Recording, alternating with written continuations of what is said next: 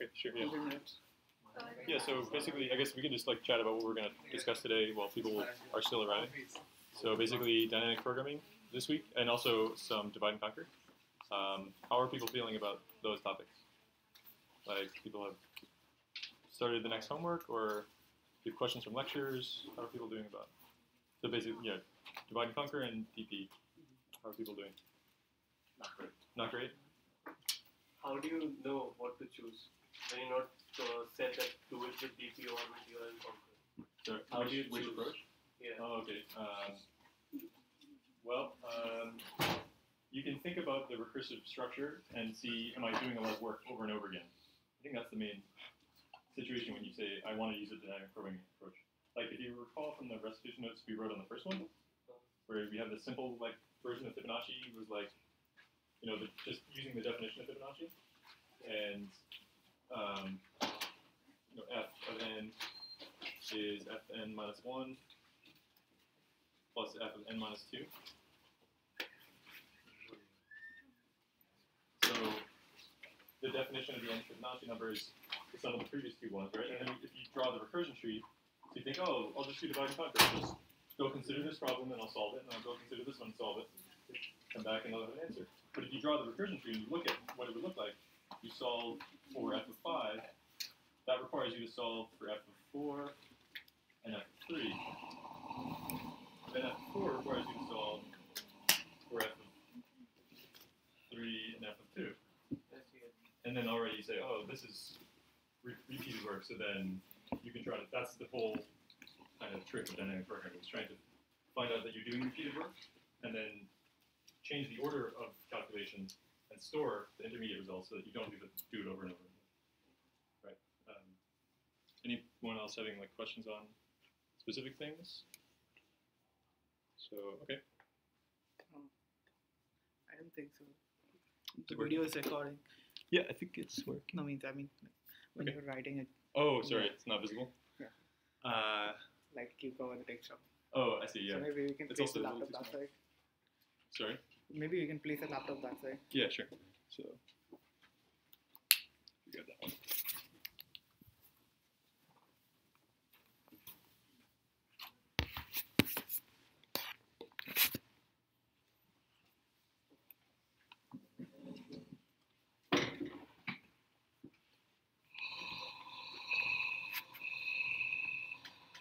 Okay, so what we were planning to do, and I guess feel free to ask specific questions if there's other topics you want to talk about, but what we were planning to do is cover one of the divide and conquer problems from the last homework, which was the vegetable flipping problem, the problem where you have a sequence of vegetables and you want to arrange them, all the pumpkins and then all the watermelons. And then talk about some dynamic programming ones, which is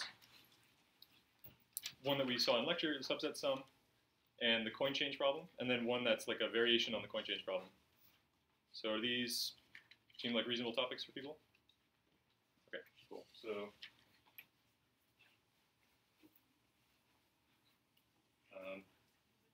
I guess let's start with the vegetable problem, which you guys have probably all solved, right? Or have you, because everyone has submitted that homework, right? So this was the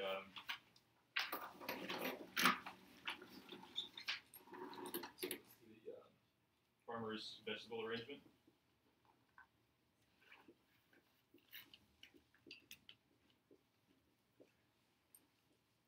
So remember that, do people recall the definition of this problem?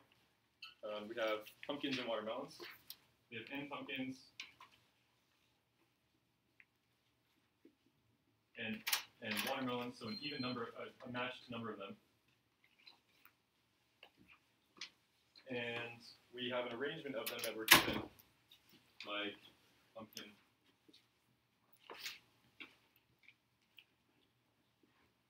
1, 2, 3, 4, 1, 2, 3, 4. So that's a valid arrangement to begin with. And we want to produce, we're given as input this,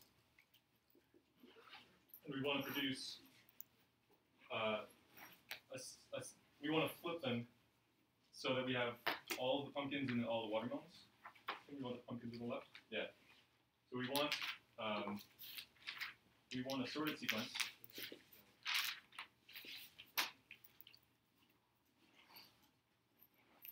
and we want this in n log n time.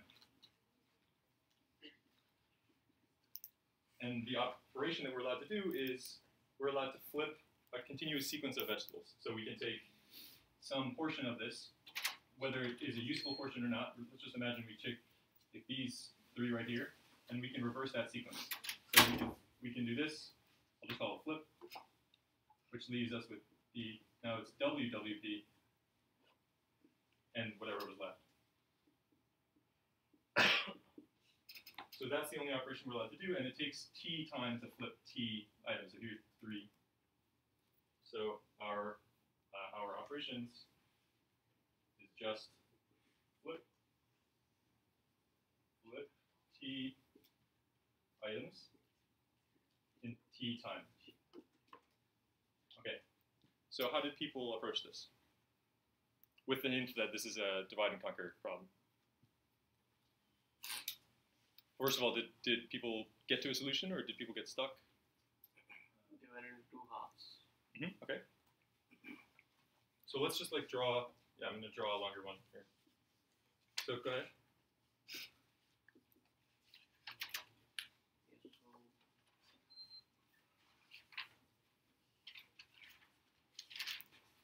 Okay, so divide into 2 halves.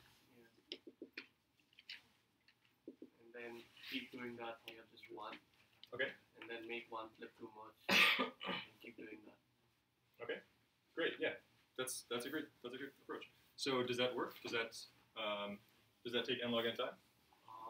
Yeah, it does take n log. Okay. Awesome. Yeah. So what algorithm is that like that we already have seen? So like merge sort, only the Yeah. merge function is different. Okay. Merge function is different. Okay. So let's describe.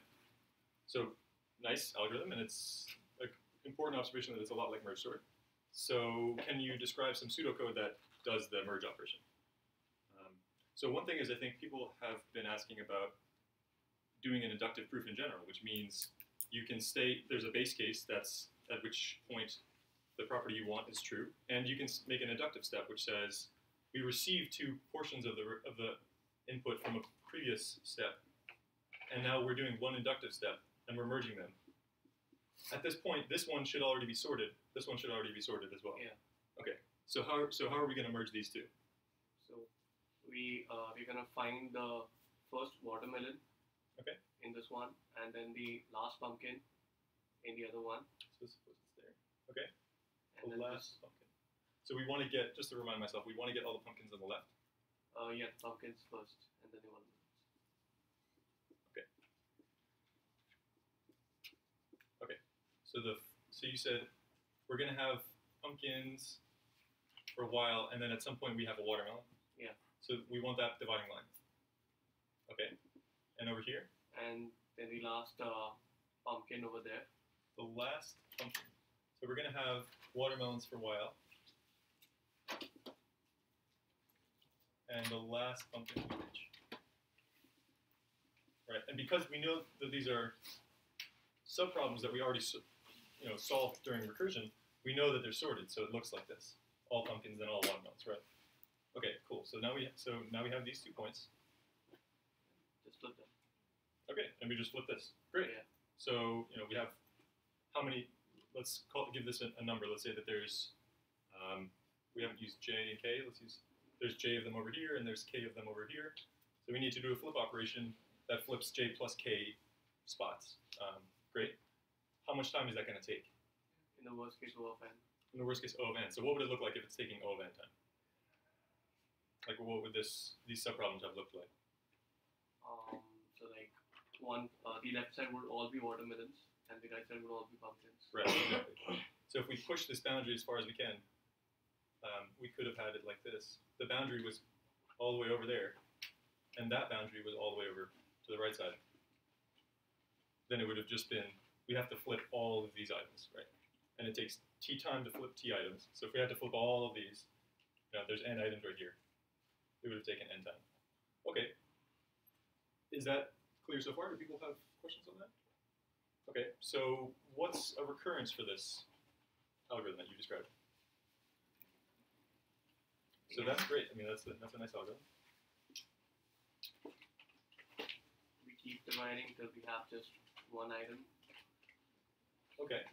and then when you have one item that's already sorted, Mhm. and in the merge step, we just do this one flip that I just described. So for find the first watermelon and the last pumpkin, Mhm. then call flip. Okay. And so, how can you express this for me as a recurrence relation? So we have a subproblem of size n to begin with. Yeah. We're going to work on the halves, right? And we're doing 2 2 by subproblems. 2 Tn by 2, great. Okay. and O of n. That's O of n. Plus O of n. Okay. So are people clear on where these are coming from? So we have 2 subproblems. So this, because we began with an array of up here of length n, and we divided it in half. So we had 2 subproblems. Each of them was of a size n over 2. And then when we were finished with those recursions, we get back to this. We have the same list, only the 2 halves are sorted, and we have to do n work to combine them, because in the worst case, these boundaries might be all the way at the ends. Okay, so this is the same as the merge sort one, right? Do people recognize this one from the merge sort recurrence? So how does this solve? Do you remember? It's, I mean, if we're saying that this is a valid solution, right, then it's n log n. But let's go through that, because I think solving recurrences is also not easy. So, so the way that I always do them is I draw the tree first. So we have a problem of size n, and we can keep track of several things. We can keep track of the level. We can keep track of the tree here of subproblems, and we can keep track of the cost at that level. Sort of like a subtotal here. So here's like each node of this tree represents a subproblem. So we have the whole array, and it's going to have 2 children. We said that it divides in 2 and so on. How much? We'll call this level 0. How much work did we say we have to do at this subproblem? Like for a size n. Sorry, log n. Not quite. How much work do we do? The work that's involved only here, but not considering the stuff below it. N, yeah. N work here. So I'm just going to put, on the node, I'm going to put how much work is done at that node. So what's the total cost of all the nodes at that first level? Just n. Okay, then we had 2 nodes below it. Sorry, I should actually say, not the level, but which is not that surprising, but let's put the subproblem size. The input size. So we have an input size of n up there. What are the input sizes here? N by 2. And the work that's done at each of them? N by 2, right? Okay, so is that clear to people? For that, when we use this formula and we say t of some number, which happens to be n over 2, we'll do 2 t of something, doesn't matter for the work at this level, plus order of the same argument, n by 2. So the work at that node is n by 2. Okay, so we've n by 2 there, n by 2 there, and what's the total? N, right, okay. And we can see the pattern already. The subproblem size here, n over 4. Each of the nodes has that amount of work, n by 4. The total is just n. Okay, so we've drawn the tree, and we kind of have a sense of the pattern of the cost. We could express this as a formula. Here it's just constant. How many levels are there? How deep is this tree? So the other way of asking that question is, we're dividing the input by some operation. We're dividing it by 2 each time. So at what point will we reach a constant size input? Sorry, yeah? Someone said log n, yes. Okay, great. Yeah, so log n is the lowest level. So I guess if I would write that as like the I equals 0, I equals 1. When I equals log n, then the input size is 1. So if then we have this pattern continuing for log n levels. So the total is the sum over I equals 0 to the final level, log n, of the cost at each level, and in this case it's just n. And so this is a particularly easy sum because actually every term is constant. It doesn't depend on I at all. So it's just n times the number of terms, n log n. Okay. So do people feel okay about this problem? How we came to I to the log? Right. So we're saying that there is some I. There is some I such that 1/2, sorry, n over 2 to the I is equal to a constant. So what we're saying is that at each, recall that this portion of our recurrence formula is describing how we change the input size, right? So each time we divide by 2, we have size n, we have size n over 2, n over 4, and so on. We can see the pattern is it's n over 2 to the I, right? N over 2 to the 0, or n over 1, right? Just n. N over 2 to the 1, n over 2 to the 2, and so on. So we're interested in n over 2 to this, at some level, n over 2 to some power I. At this level, wherever that is, we know that this input size is going to be equal to 1. Okay, that's going to be the bottom of the tree. So we can write that formula, and then if we just solve for that I, then we know that so I is equal to log n. Okay? Okay. Cool, yeah. Any other questions about that one? Okay. Good.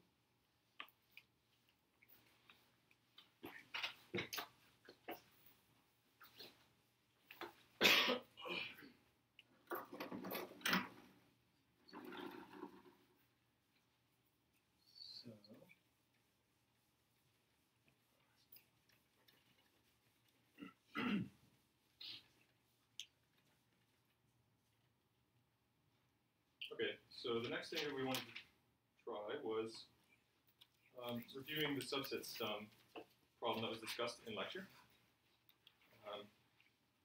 Have people already watched that lecture video? Subset sum, I think it's 16.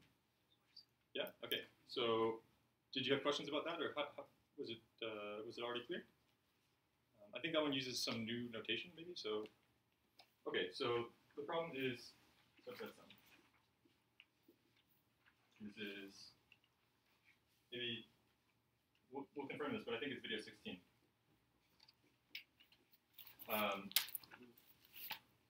So we are given as input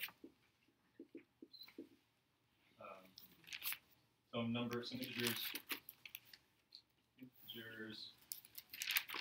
w1 up to wn, and we're given a target integer t. And what we want to do is we want to select some of these items so that together they add up to t. So the way we're going to represent that is by, so let me try these out. W1, W2, 3, so that we have more to work with here. W minus 1, Wn. So the way that we can, one way that we can represent this, this operation is that we can say for each item a 0 or a 1, whether or not we selected it. So if we for example, selected items 1, 3, and minus 1, we would have 1, 0, 0, sorry, 1, 0's in here, 1, and 0, right? So we can use a little binary string to represent which items we choose. And the reason that's a good way to represent it is because if we can describe this very concisely with the notation, the sum over I, for index 1, 2, 3, 4, 5, the same as the index we have here. For each of those things, a bit value, an xi, times the weight, or the integer value. So for the terms where it's a 1, we just take it. The terms where it's a 0, we don't take it. So that's going to represent choosing those particular ones. So that's a nice notation for this. That means our output, what we want in this problem, we want the number of ways that we can choose items and reach that target. So it's the size of a set of these. We have these vectors x, these binary strings x, which we can write this way. This means x is in this set of length n strings that use either 0 or 1. So if we use n equals 3, an example of an x would be 0, 0, 0, 0, 0, 1. Those are valid x's. Okay, is that notation clear to people? That's actually a nice notation, but it's maybe new for a lot of people. So if n was 5, can people give me some examples of valid items x, which satisfy this description if n was 5? One, just like 5, just 1, 1, 1. Sure. Yeah. 1, 1, 1, 1, 1. Sure. Yeah. Okay. Great. Yeah. It literally is just a way of describing any binary string of length n. Okay. Okay. So, and what we're interested in is the number of x's satisfying this target sum. So what we're interested in is, I guess you could say it's the size of the set x, where x is a binary string, and that sum is true. Sum of I equals 1 to n, xi wi is equal to t, our target. Okay. So there was sort of a mixed response. People have watched the lecture video so far, or not yet? Not yet? So for people who have watched it, do you recall what decision can we make? Like what single step can we make to tackle this problem? So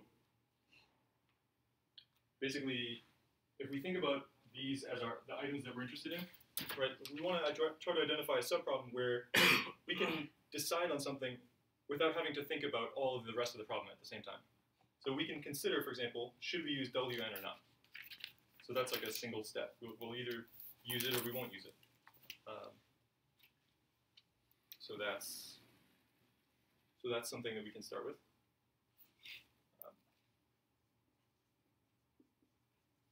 One step will be use the final item or not. Okay. So if we do use the final item, what can we say about the subproblem, or about the problem in general? How is it affected? If I told you that we're going to have this one, we want the total sum to be t still, and I'm telling you for sure, we want total sum to be t, and for sure we're going to use the last item. So I'm telling you that this is true. Then what can you tell me about how the rest of them have to add up? Right, t minus wn. So if we use w, then the sum must be t minus wn. If we don't use then still t, right? So if we use wn, we have to figure out how to reach this target sum a little bit smaller using the rest of the items. And if we didn't use w, we have to use the rest of the items and reach our original.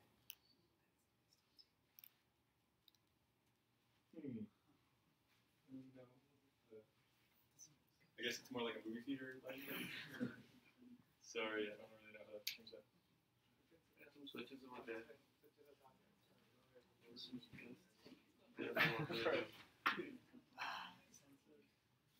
Okay. That helps.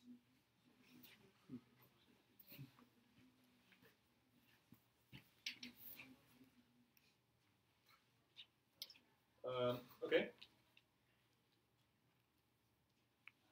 Oh, motion sensor. Motion sensor. So, that's good. We've kind of figured out how to take one step on our problem. Now, we need to figure out how to uniquely identify a subproblem. So, one way that we could describe it is the current sum and which coins we're going to use, or which integers we're going to use. So we can describe, maybe if I say it as identify a subproblem uniquely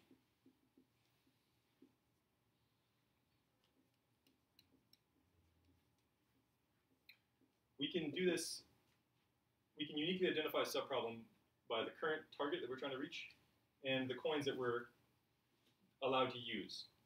And I'll just say, some quotation here. Let's use it this way. The current sum, current target, I'll call it M. I'll call it P, sorry. And the highest index that we'll use, N, let's call it. So that means that, for example, we might be interested in this current subproblem where P is equal to T, and the highest index that we can use is all of them. Okay, we might be interested in a subproblem where we're only shooting for a certain value, like maybe it's just 10 or something. And we might only be allowed to use the first 3 coins. So like we either do or don't use this one, or do or don't use this one, do or don't use that one. So we might be interested in a subproblem like that. Right? That's just a way of, what we need to do is uniquely describe the subproblem so that we don't do redundant work, right? So that we can solve them and add up all those solutions later. Okay. So that's the formula that he gives for this is this, the subset sum for a particular problem using items up to M and trying to reach a sum of P. So what can we say about this recurrence relation? So can anyone help me to express it? Express this decision here in this notation. So here, the largest item that we have is item M, item WM. It's somewhere in the middle here. Okay? And let's just try to express this decision here on whether we use item WM or not. So if we use item WM, what's the subproblem that we're trying to solve? We're trying to solve the same subproblem, and we've used item WM. So what are we trying to reach? Sorry? Yeah, so it'll be P, the previous target, minus WM. And we already know that we used that item. So now we just have to consider the rest of the items. All the items up to M minus 1. Okay? And if we don't use the final item, what's the other subproblem that we need to think about here? Sorry, one more time? M minus 1 comma P. M minus 1 comma P. Great. Okay. So does this kind of structure make sense? First of all, the fact that this is enough to uniquely identify a subproblem, that's important.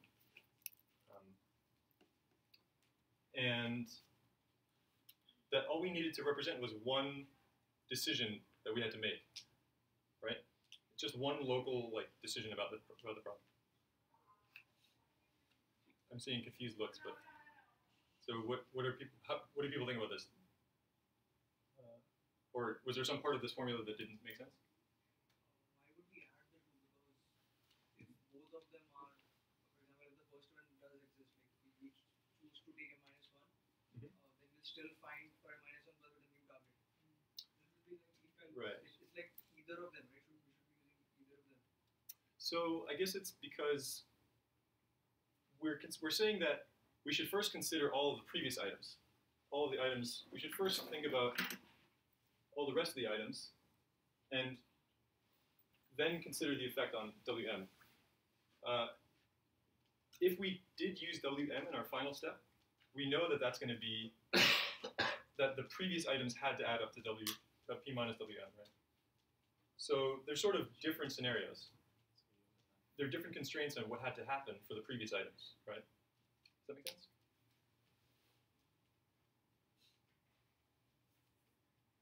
Okay. So how many subproblems are there? If we're saying that this is enough to uniquely identify a subproblem, how many values of this are there? N, right?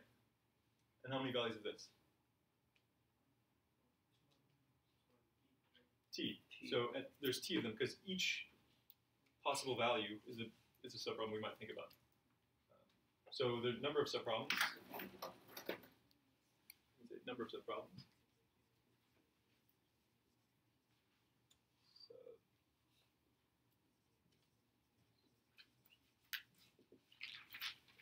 N by t, n times t. And how much time does it take to do this calculation?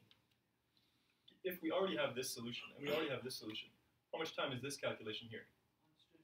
Constant, yeah. So cost per problem is just constant. So the total cost is just n times t.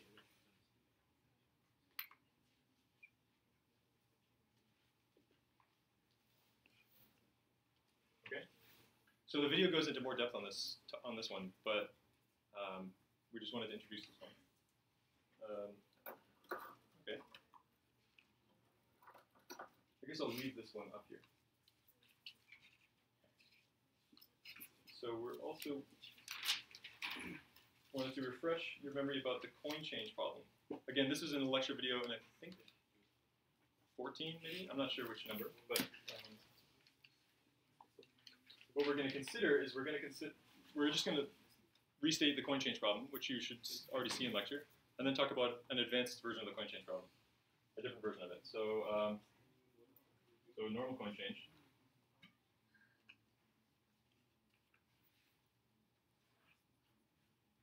So we're given these infinite piles of coins, k piles of coins. D1, D2, DK. These are the denomination of the coin. Like maybe it's worth 1 cent and 3 cents and 7 cents and so on. These are just denominations. And we have to make change for a target sum of t.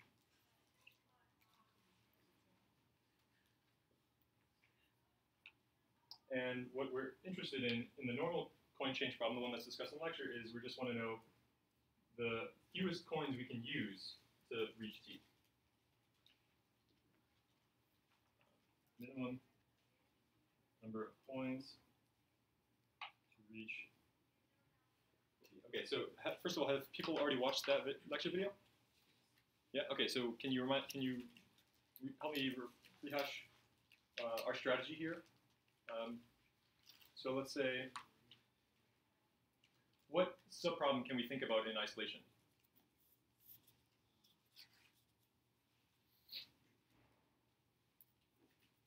It's a lot like the way that we could think about it. Sorry? Right. Okay.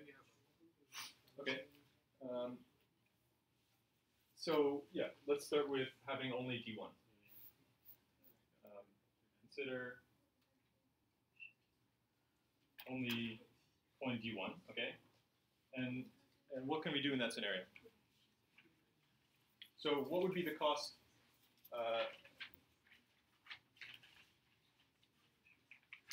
The cost to reach T, we'll have to use that coin once, and when we've used it once, what's the leftover cost? T minus D1, right, okay.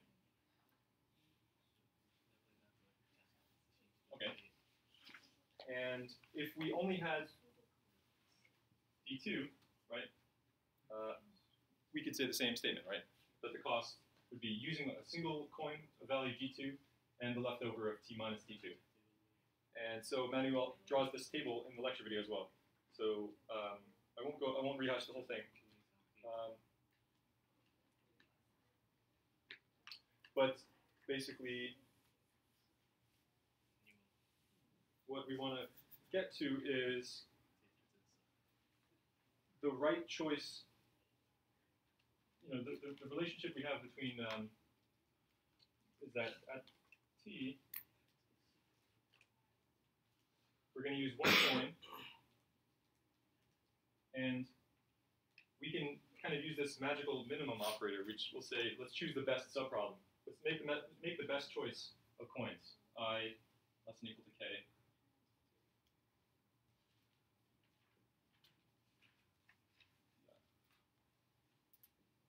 right? We're going to use one more coin here. At the current problem, we'll use one coin, and we'll use the best coin. The coin di, the denomination di, so that we minimize the leftover cost. Does that make sense? Okay. So that's actually covered in good detail in that lecture video. But I just wanted to refresh your memory on this problem because we're going to talk about a different one. So I'm gonna erase this. So now our problem is we're not interested in the minimum number of coins to reach t. We're interested in the total number of ways to reach t. So number of possible ways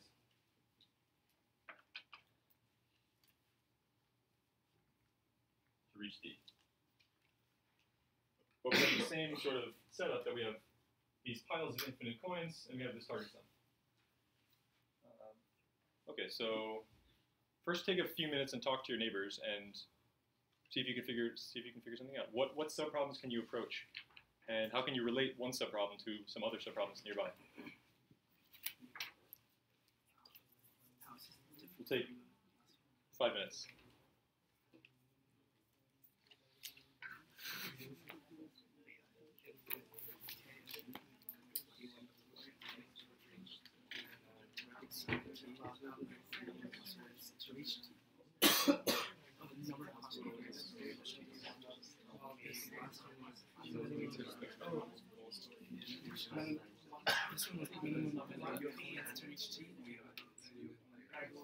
One to three at the target.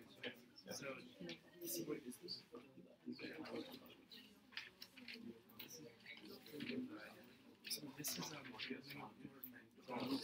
this is the count the possible ways.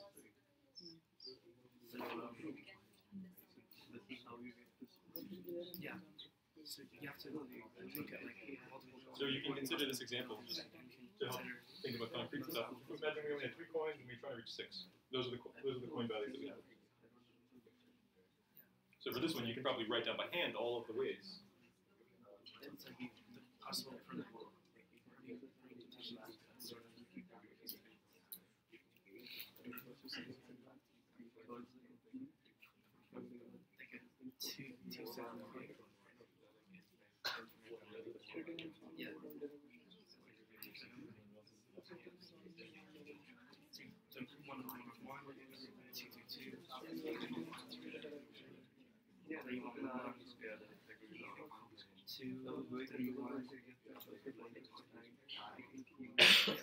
So you choose like dynamic.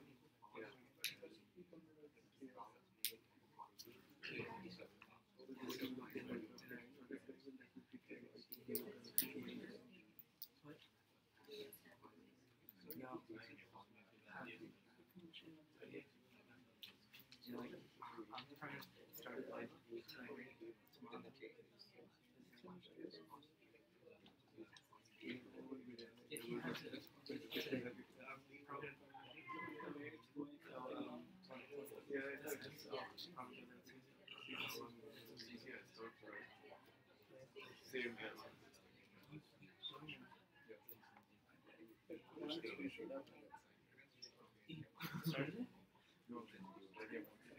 You want to finish it tonight?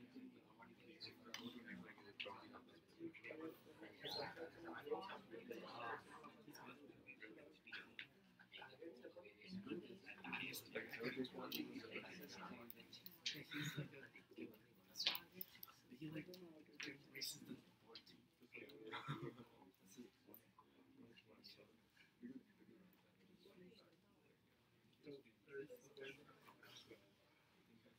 So let's see. What is the possible ways of making targets on sets? So we can start with 3. 3. Start with the last element, subtract that from the target. And no, just first let's try to list out all the possibilities for 6, given this denomination. 3 plus 3. 3 plus 2 plus 1. 3 plus 2 plus 1. 3 plus 1 plus 1. Then 6 times 1. 2. So it's basically like Just to do that already.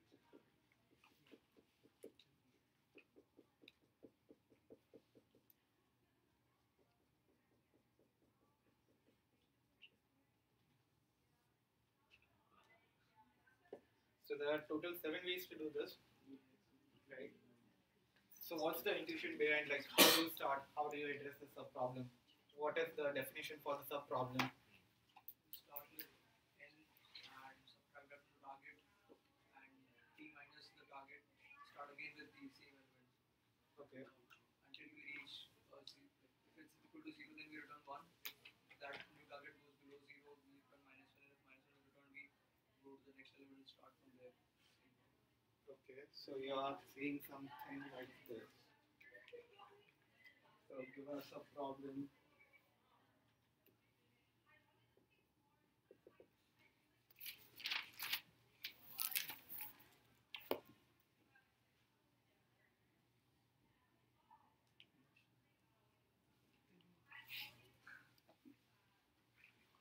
Keep on doing this way till you get -1. Anything less than 0. Anything less than 0. But the only thing you're considering in this is the last coin. Yeah, and when that is over, then we start with another branch. -1, yeah, and then if the counter the sum goes below 0, you shift to the next coin because using the same coin is not satisfying the sum. Okay. So, okay. In that case, what if, yeah, that is one way to do it. So that is basically just saying the above one, right? The above subset some problem. But yeah, I mean, instead of m-1, we start with m again. Exactly. So what we want to do is the same thing.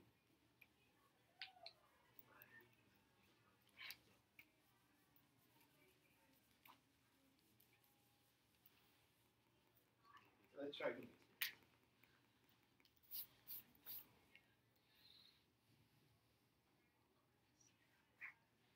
So as you suggested, you are saying I should select 3 and decrease the sum. That will give me 3. And keep on using the same term. Till we reach a solution. Till we reach a solution. So this will keep on going like S0, 1, 2, 3, and stop. We go back up recursion and then start with 2 with the target as 3. The target as 3, but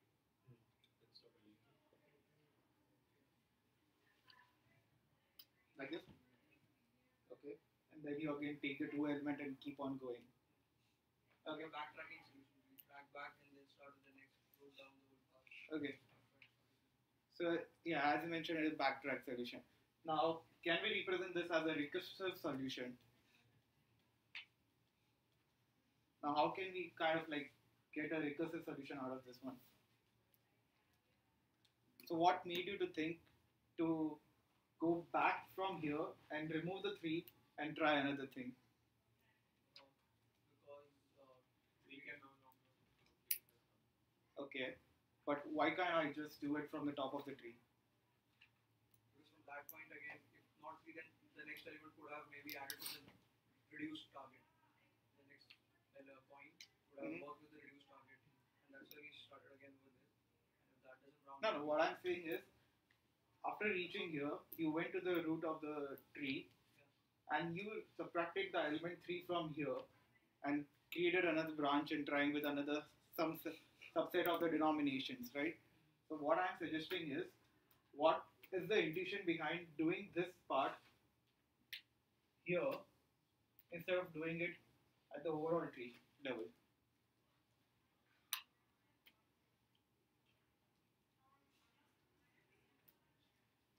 What I'm saying is,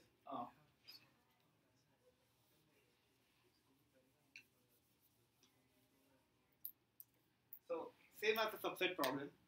So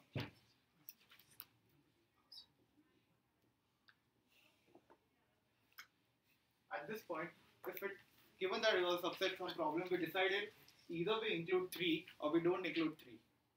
So I can do it in the first level itself, right? either my solution contains 3. If it contains 3, I subtract it. 1, 2, 3.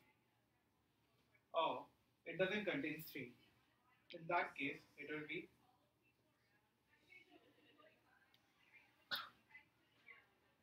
will this work? So let's try to keep it going down. So this will give us 0, 1, 2, 3.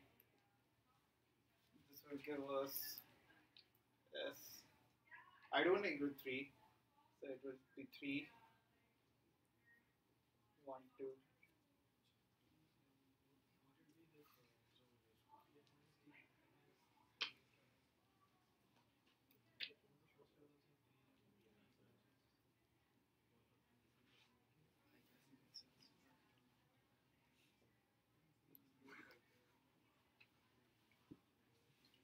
Right. So the idea behind this problem is that you either include the denomination or not. In the case of subset sum, what we used to do is we included one item and then we removed it from the set. But in this case, given that we can use the same denomination again and again, we include that term in the set and keep on trying, as you said, till we get to a leaf node, which is giving us a sum of 0. For all the leaf node that doesn't give us a sum of 0 will not be a possible solution, right? So we kind of got an intuition behind how it works. We saw a recursion tree and how that works, but can we now define a subproblem? Like the definition of a proper subproblem? What is it?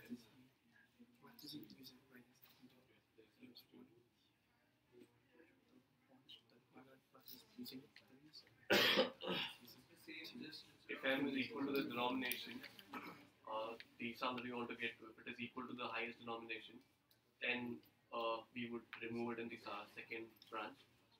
Otherwise, we'll just keep continuing with it.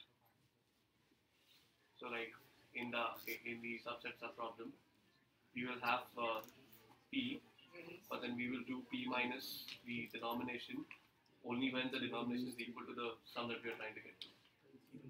But we used 3 in the top, right? And it wasn't equal to the target. For example, in the first step when we went to the left, we used 3, but it wasn't equal to the target.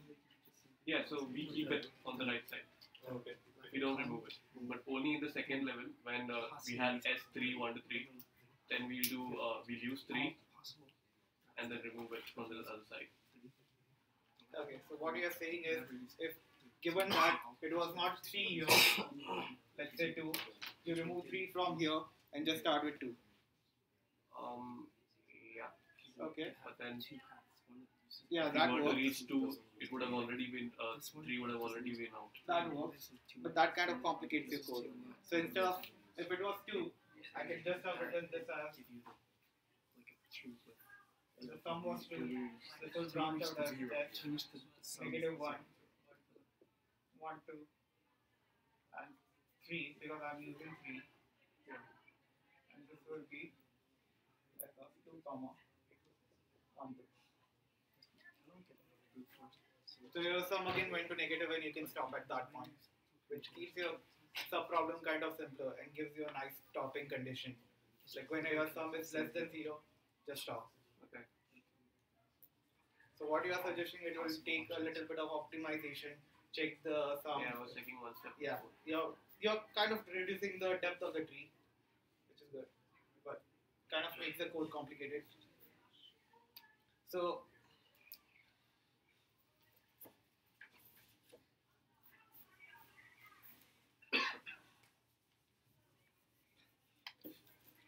for any dynamic programming, the first step is we kind of come up with a subproblem definition.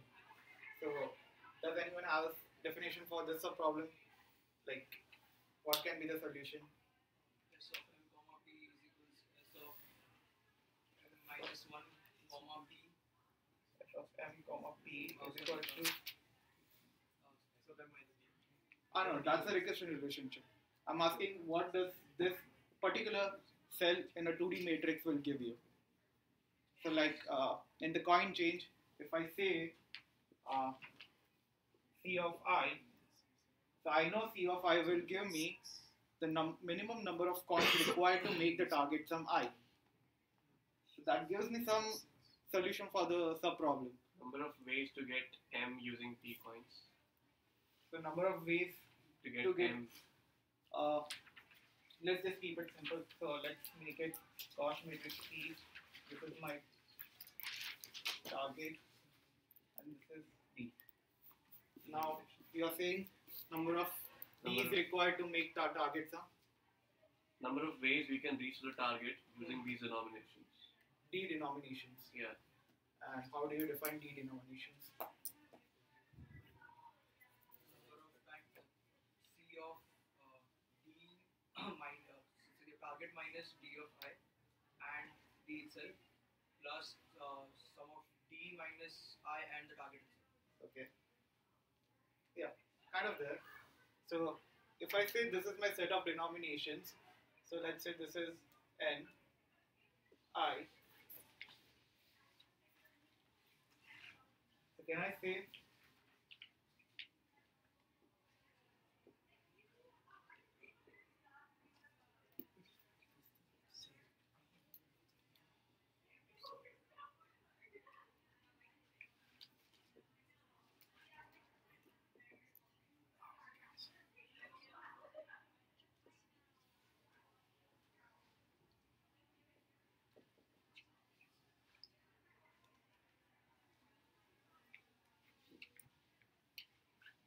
does this kind of make sense? So it's the number of ways I can make the sum j using some set of coins, like 0 to I set of coins only. Yeah. So here are we defining the subproblem as the range from 0 to the target Uh, or for each so it's J is a individual target. cell. J is the target sum and I is the So the this guy. so the matrix will be from 0 to whatever the target was, all the numbers from 0 to Yeah.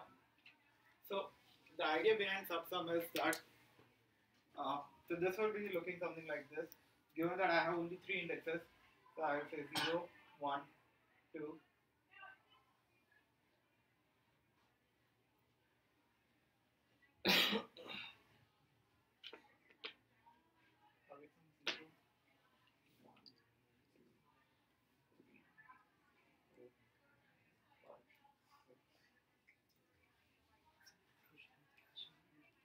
So if I look at this particular cell,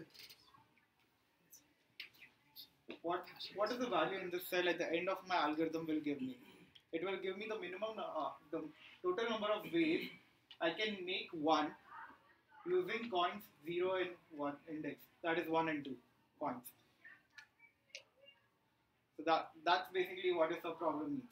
So if you got a definition for a subproblem, you can build up your solution on top of that. So first, we have defined a subproblem. Now, the second step, what is the recursion relationship? C of ij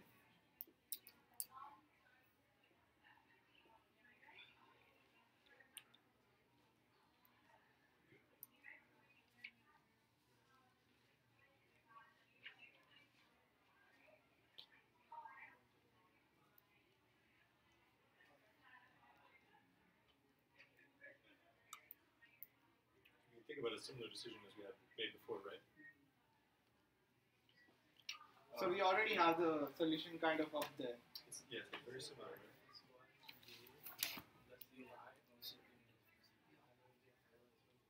So it's basically the number of ways I can make 1 with only 1 index, that is 1 coin. That will be C of I minus 1 j. And the number of ways I can use the number 2 coin and make it.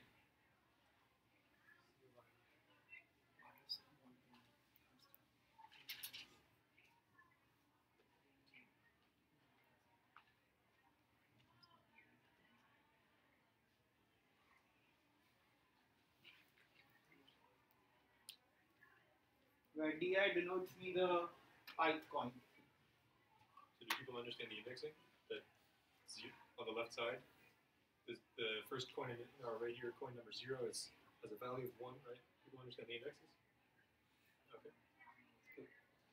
So Can we now argue about the time complexity? So what's the time complexity to solve this problem? No, just the time complexity to solve this particular recursion of 1. And we need to solve this recursion for how many subproblems? I'll get into number of denominations. Yeah, n denomination and t subproblem. So the total runtime will be kind of O of nt.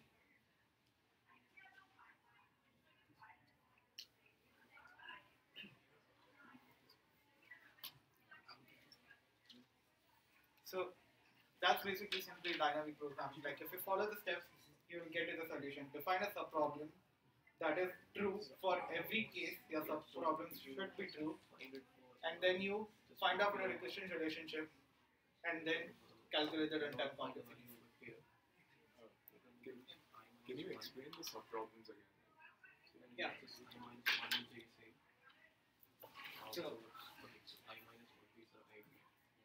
So given that C of let's say 3, comma 1. So what does this indicates me that I can make the target sum 3 using 2 coins, 0th index and 1th index, 1 and 2. So whatever the value this will be, that will be the number of ways I can make sum 3 using 1 and 2 coins. Okay. Okay. And that is going to be always true, right? Yeah. So if my subproblem is true, I can build up other solutions based on my subproblems. Okay. So we just consider Yeah. subproblem. We also have a base case that there's exactly one way to make a target sum of 0. No matter how many things you got, how do you make 0? You just don't use any. And that's the only way. Can you go over the indexes again, sorry? Just real quick. Yeah. So I basically the 0 defines the index d of 0. That is going to be coin number 1. Okay. So if there is I is equal to 1, that defines the coins 0 and 1. So that will be coins 1 and 2. Using coins 1 and 2, how many ways I can make the sum j? We need to make the room like confidence 7, so we have a few more minutes. Do people have other questions about other topics, lecture topics, homework stuff?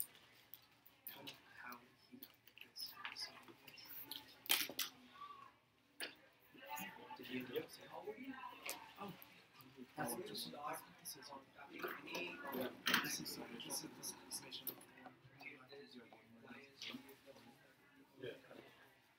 Yeah, I think just as Nihar is saying, like, identify a subproblem that you can approach. So if you can identify if there's a base case, I definitely know that how to solve.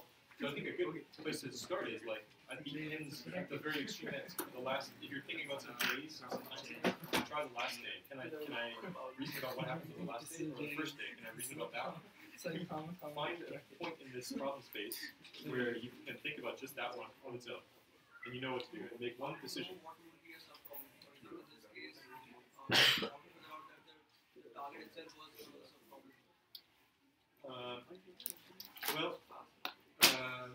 It's, I guess there's two parts. It's the relationship between what you have to first specify what you're trying to solve, right? So here we were trying to find ways of reaching T. Okay, and then you have to find out what information you need to uniquely identify some subproblem. Like, it's the current target sum, and it's the coins that we use to reach it, right? That's enough information to describe the subproblem. So you just have to think about what are you allowed to change, such as which coins you're using, the arrangements of things like that. Think about what variables you're allowed to change, and think about which variables do I need to know the value of in order to define the subproblem, right? So then you could say, I can define a specific subproblem, and if I ever need it later, I can go access it, right?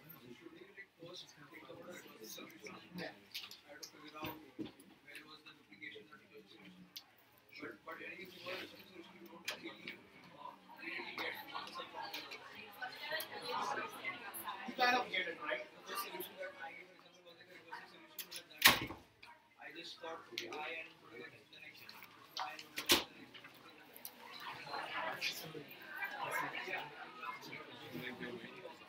Link that function basically is the problem solution. So basically, your recursion relationship is just kind of like one function which is solving some value, right? So you started with some sum s. You subtracted something and you got a sum for s minus d. So now you are solving for sum s minus d. So that is kind of a sub-problem. That is like to get the sum s, you are trying to solve s minus d. So to get s minus d, you try to solve something objective. Are the TA hours still in the same room as usual? Alright, thank you.